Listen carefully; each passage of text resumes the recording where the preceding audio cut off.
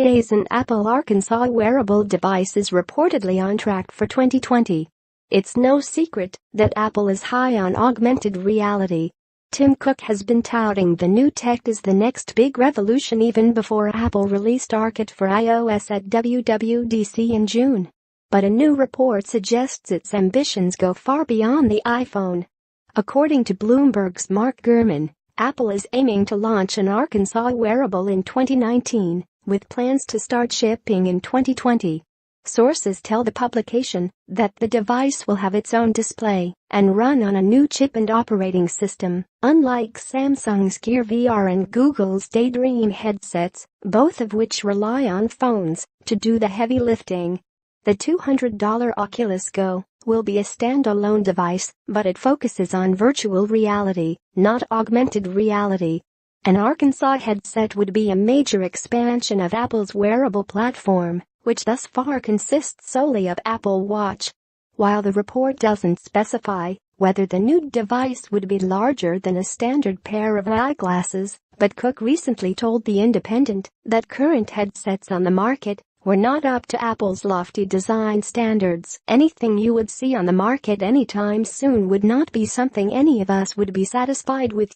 Apple's ARKit is already one of the best augmented reality engines around. Bloomberg says Apple is using HTC Vive headsets in-house and is working on a device similar to a Gear VR headset for internal testing. At WWDC, Apple announced a $599 external graphics development kit for macOS developers that includes $100 credit toward the purchase of an HTC Vive. Apple reportedly has no plans to release an iPhone-powered headset, however. Gurman claims the device will run a new OS dubbed ROS and says Apple is designing a custom chip that will power the new wearable. Additionally, engineers within the company are prototyping a range of applications, from mapping and texting to more advanced features including virtual meeting rooms and 360-degree video playback, according to the report. And App Store integration is also being explored.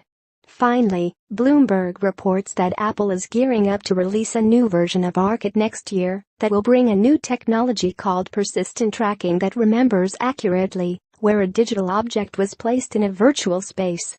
Reality check. In just a few short months, Apple has gone from the Arkansas sidelines to the front of the pack with a spate of apps that take full advantage of the Apple's new engine. And the iPhone X's new depth-sensing camera tech portends a future where our phones can map the world around us with tremendous accuracy. Just this week, in fact, Warby Parker updated its iOS app to use iPhone X's True Depth camera to suggest the best frames for your face.